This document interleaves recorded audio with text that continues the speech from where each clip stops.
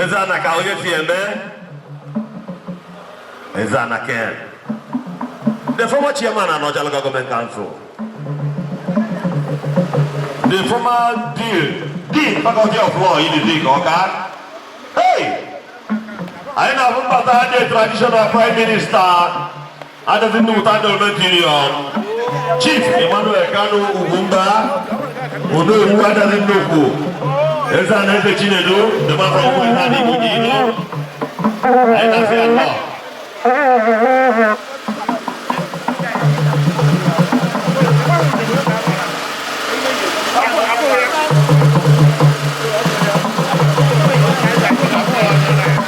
Yes, so.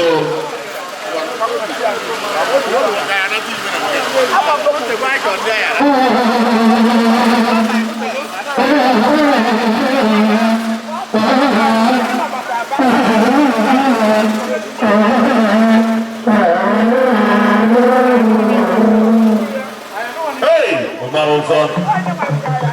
Okay, you beg it. How you going to energy, man? You going to energy? Well, man. Who know what is Nnukwu? Hey!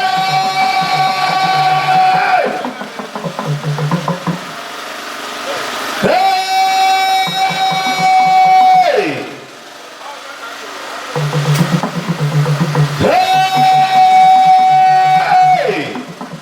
Hey! Hey! Hey! I said, you go on Igbo. On the door, what is Nnukwu?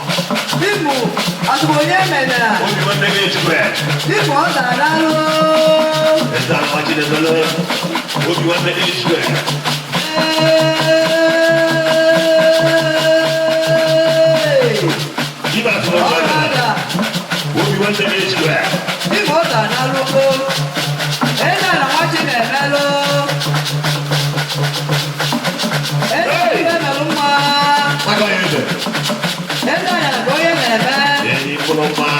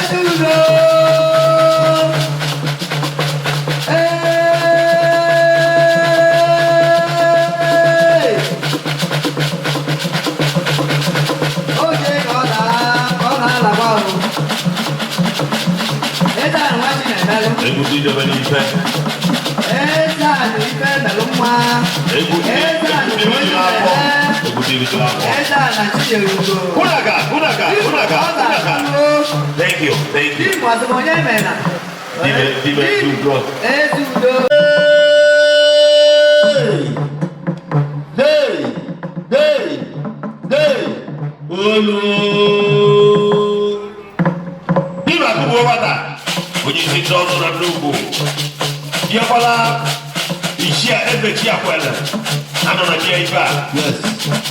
Omo nye ogele chi odo. Ekoni felo. Oji si todo na Nnukwu. Ifna da Israel. Eza lebe ko wanne. Eza no bijo ko. Eza lesson ni kwe. Eza na kuluno. Wonderful gentleman. The man on second day.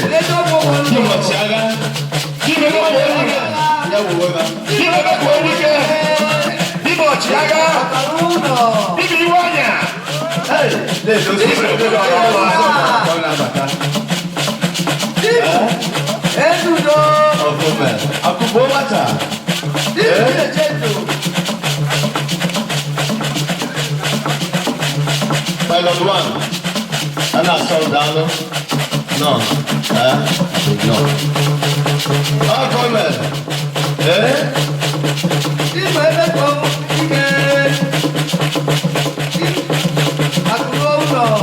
Piano? Ahí no. Oji si todo na Nnukwu. Gangadia. Oji si todo na Nnukwu.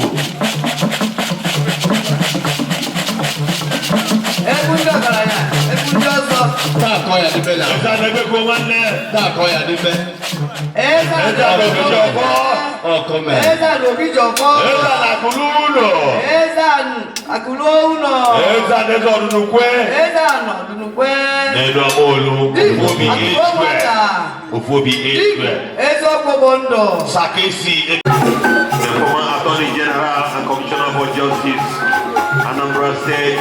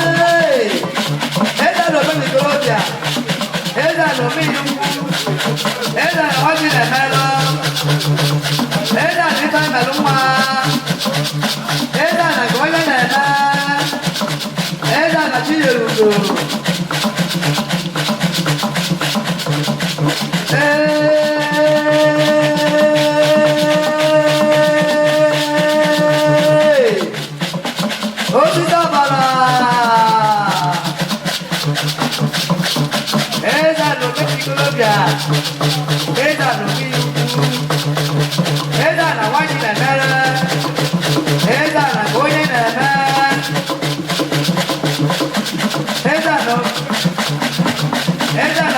Eza no do kolome. Eza no machi nebele. Eza na chi yeluko. Eza ni tebe pa. Eza na koje oye tieme. Eza na koje. Yes. Eza no ibu. Eza na chi yeluko. Eza na chi yeluko. Eza ya onye na 4 names.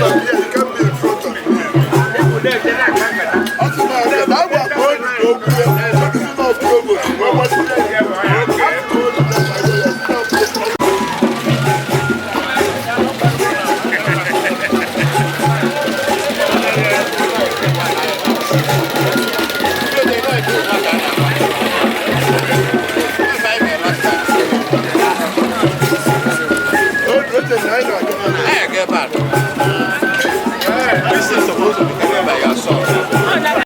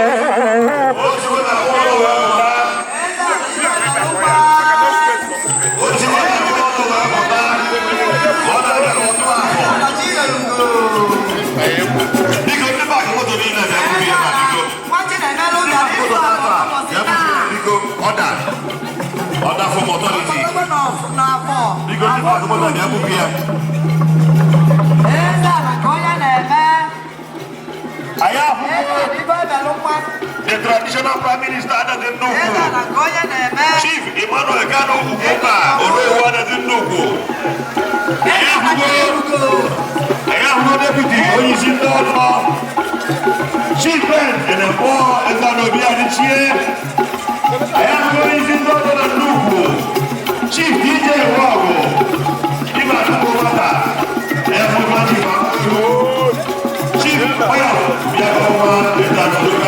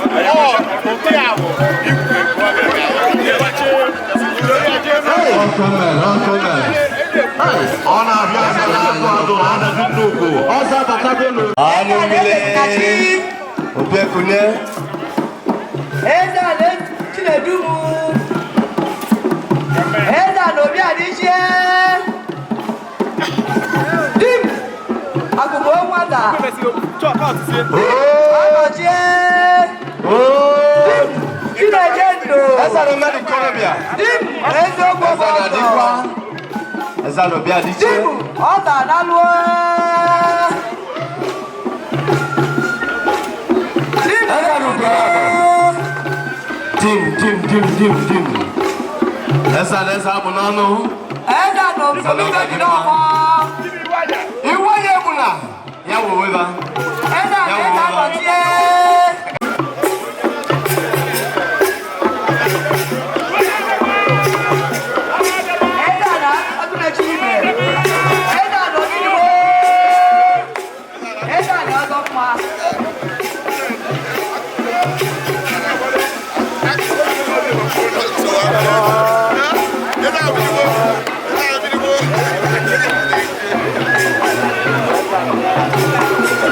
Essa nova é boa.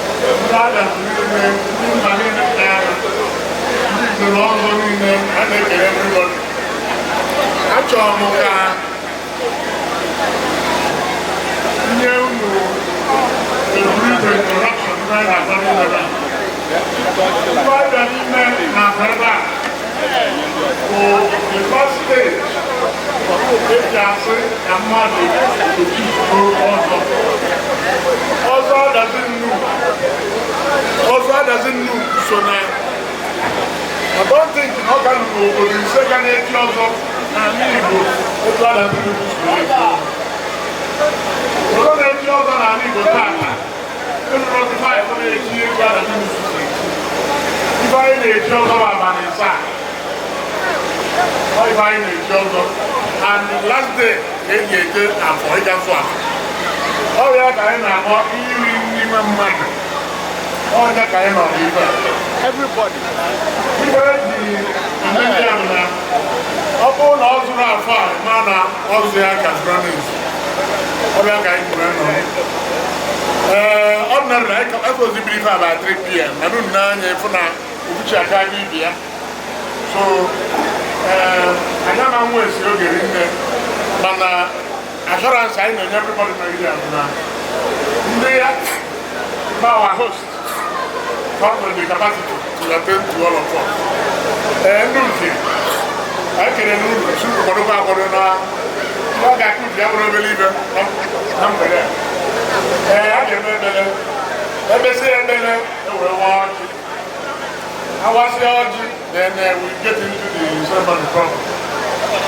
All the time for the temple, the land. The temple.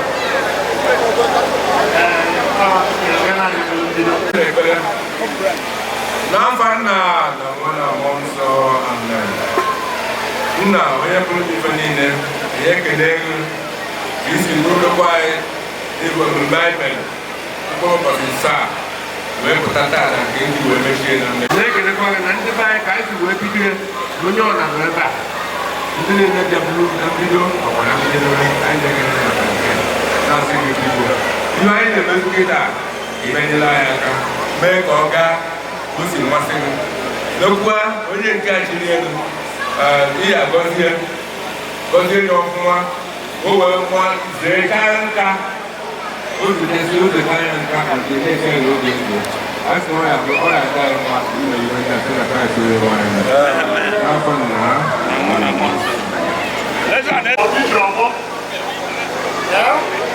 obodo onye ọzọ ahara n'ebe a ọzọ ahara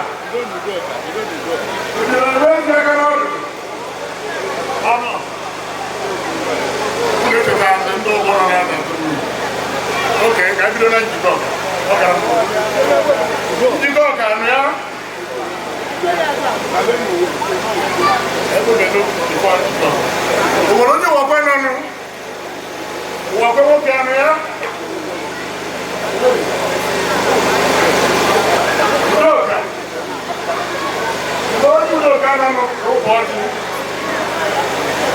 anụ ya ụmụ ife onye ụmụ ife na-anọ a ga-enye papa na wepụrụ ndị ụmụ ife ọjị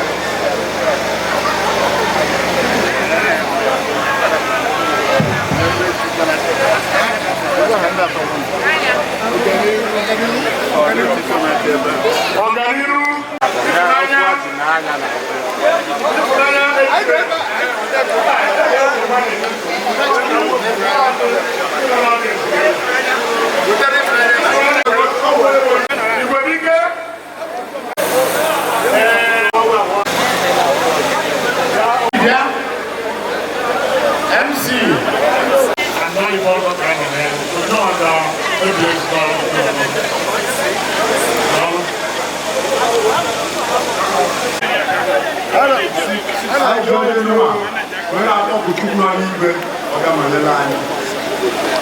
n'emume Chimechi ọzọ nwanne anyị nwoke Chidi na wee na-asị nna ya biko ọ ga-ada na-ele onye na anyị bie onye ụmụaka ọzọ bụ part of our tradition anyị na-eme every time nke tolitere etolite were chọọ ebe a na ụzọ society o wee na-asị nna biko oye chika nka zega nọ ngarụ ebe ma onye na ndị bie ụmụada niile chiri ọzọ a ga-ebi n'ogologo ndụ wee na-ayọ na ọzọ bụ na echichi ama asapụọ na agazi mmiri enwe na-asị nna ya biko anyị mesie omume niile anyị na-eme ndị niile si ebe dị iche iche wee nata maka emume ọzọ na kọnakọ na ụkwụkwọ makọfa wee na-asị nna biko ya bịa tọọ ndị mmadụ ya karịa mmiri tọtụme niile anyị gọrọ ọ nabata ezi ole ma anyị ebe a n'obi anyị chie ebe a na Chineke ndụ eji m ọkị a wee na-ekwuro na oye chike nka na oye nzeke nka ọfọsoro ibe lelo im akịrịtịgbu n'iro wee na-asị ọfọsọ ibe lelo ebe a na-akụrịsị obi ike ọfọsọ ibe lelo ebe a n'udo ka mma ana m asị ka a gọrọ ụlọ ebe a n'obi ihu ukwu ọfọ ga-eso ibe ewele ebe a na-ama olu ọfọsọ ibe lelo ebe a na-ewenata ọkọ ọfọsọ ibe lelo ebe ka odike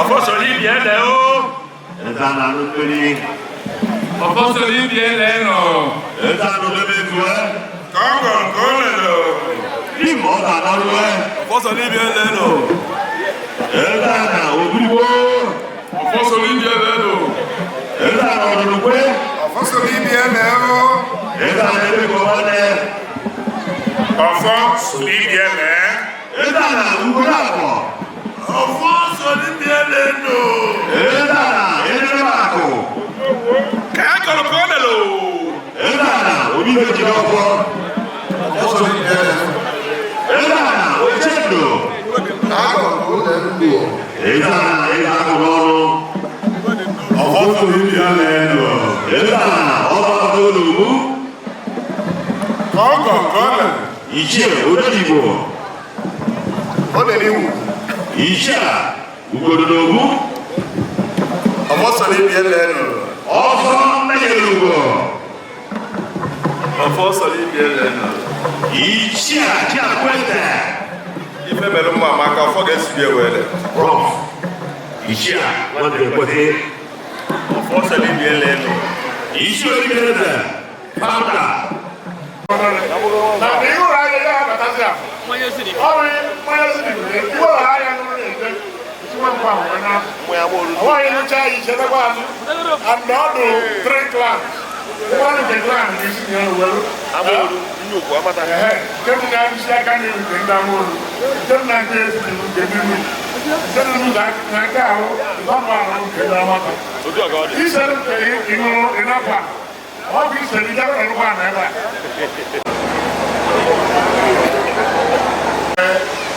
Anyị wee nọrọ ebe otu ebe a na-anọ afọ ya. Ya na-asị na mkpere onye nọ n'afọ atọ atọ ahụrụ onye na-ekwu maka ya. O bidoro ọzọ on the third o bidoro ọzọ eke ewee rute mmeghe ofe wee nọrọbi ya na-agbapụrụ chi olu on the fourth ụbọchị oye ewelu ma wee gụọrọ ya nsọ niile dị n'onye ga-abụ nzọ ọ bara na Adazi Nnukwu mana n'Igbo niile wee tụọrọ ya nsọ gosịara ya nsọ emesi omenala niile wee gbalụ eriri ndị nze gbagba atarị ọgbatarị agba ibe niile a na-eme were echi ọzọ na Adazi Nnukwu mechasịta niile o chiri ọzọ ka ndị Adazi si echi ọzọ A na-akụkwa aka, a na-akụkwa aka. o sipedịrị ọsọ ya everyday activity dị na biya everyday ọ na-egbu efi na-eme ndị mmadụ entertain grupu ọbụla mmadụ grupu dị ebe a na-adị efi o kere ya asị ọkara ihe bịa n'ofu ụbọchị o sipedịrị ya ahụ mmadụ niile wee nwee ike o wee na-akpa ife na-egwu wee na-eme wee na-aga wee mechaa ya nke ahụ dị last day well ife dị n'ọsọ Adazi Nnukwu ka nna agwa unu ọsọ Adazi Nnukwu the last bus stop ife a na-echi echi onye ọdawa onye Igbo onye chi ọsọ Adazi Nnukwu emechakwa ibe niile o nwere ike imenụ o nwezighị efe ọnụ ọsọ bụrụ gọvanọ of Anambra steeti ọ bụrụ ihe onye Adazi Nnukwu a wee jere gọvanọ of Anambra steeti na n'ichi ọzọ ilu ọra ọ bụ iji ụcha gọvanọ ịnata bịa chiela anya ọzọ ọ ga-agụta anya akwụkwọ ọ bụrụ ihe onye Adazi Nnukwu Tinubu wee mee gị minista ọ mee gị ambasadọ ije ọrụkwe prezident biri n'Aso Rock mana iche n'ọzọ Adazi Nnukwu ọ kara n'Aso Rock ka ị na-emetụ wigi na nọcha n'Aso Rock nata ịbịachi ọzọ na Adazi Nnukwu ma maka ewere daa n'akwụkwọ ọ ya ka anyị ga-ekwu na ọsọ anyị dị last bus stop ichi ha nwa na emechagbu onye niile nwere ike imenụ ọzọ a na-eme nyiri nwanne anyị nwoke chiri ọzọ wee nye ya ụzọ afọ ịtọ ọ bụ ụzọ afọ ịtọ anyị chọrọ ka ụtakwara mmadụ niile o chiri ọzọ eze a na machi na-emerụ tie eze na Chierugu tie eze na wee na-eme ochie eze na ife mere mma ụzọ afọ ịma ka ekiri ya onye ọra ga-azazi afọ a onye na-azazi ya azanụ mana ịma na ọgwụ onye wee ihe ọzọ na-azị ya ịmadụ ihe wetiri ya ọjị onwere ihe ọ gwara onwe ihe ọgụ ọdị na-agba ọ sịrị ya azazụ ịkwụgha ọ sịrị ya na-aza ị na-aza ọ na-achị aka ọdụ o were onye wa afọ ebe anyị wee nọ n'ebe a CSO egwu a na-agba na otebi gbawara ya onwezi ihe ọ na-eme na afọ agbagharị otebi ịzụ ala afọ ịgbarụgo na you want to speak before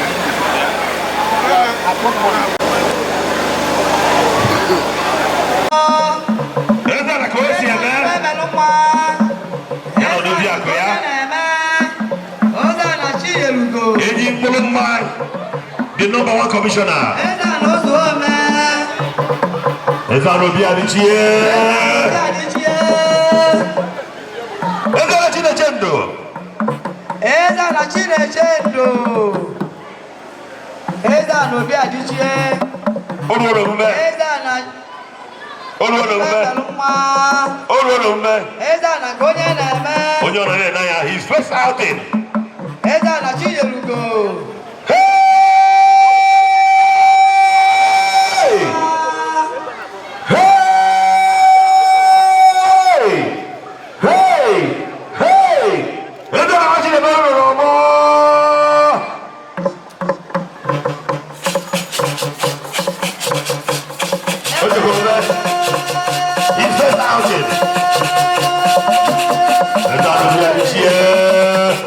isi tọzọ na Nnukwu. Adazi bẹ́ẹ̀ lọ mọ́.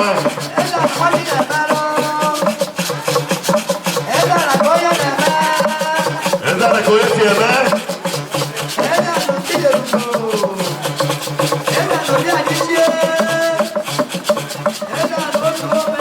Hey, ọdẹ́wù.